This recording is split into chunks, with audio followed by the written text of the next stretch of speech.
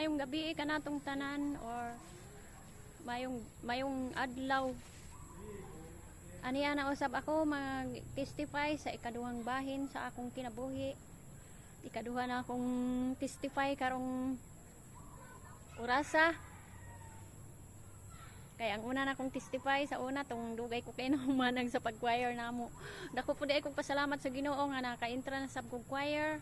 Og ikaduha na pod, dako po ko pasalamat sa pag-intra na pod na akong Christmas falling drama namo. Na successful jud kaayo og dako jud happy jud ko kaayo nakigkauban kaninyo diri dapita sa Victory. Og karon lipay jud ko kaayo nga nakita na ako ning iglesia. Og may gamay ra po di akong i-share party sa among kinabuhi sa akong tulo ka anak.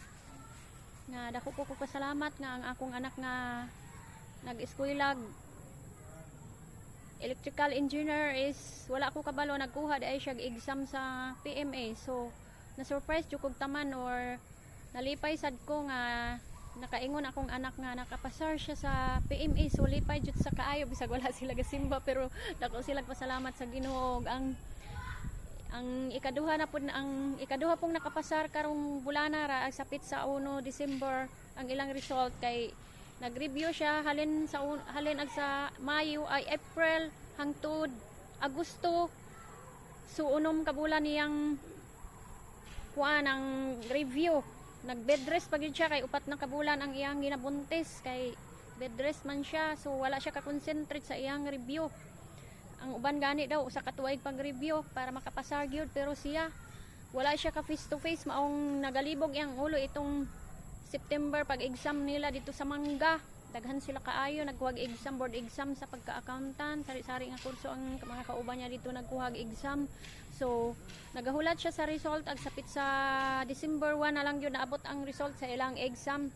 So wala jud ko nagdahom nga wala gid siya nagdahom nga makapasar di ay siya pero ako positive gid kaayo nagahuna-huna jud ko nga makapasar gid siya kay sige jud kog ampo before pa man nga wala pa siya nag-exam itong higayuna. Sige jud kog balik-balik diri sa simbahan nga mag-ampo para lang makapasar gyud siya uban sa kay Sister Nelpa. Pasalamat jud kog dako sa akong mga kaigsuonan nga nitabang og ampo sa atong host pastor uban sa mga pamilya.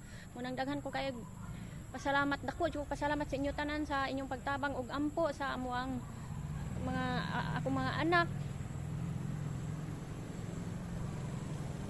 O maora ni wala gyud imposible ang Ginoo. Dako kay katubagan nga bisag wala tuod gasimba ang akong panganay nga anak pero nakaingon gyud siya sa iyang kinabuhi nga milagroso gid ay kaayo ang Ginoo ma. Sus grabe nakahilak gyud mi sa kalipay. Og daghang salamat og maora ni may katubagan gyud ay ang tanan.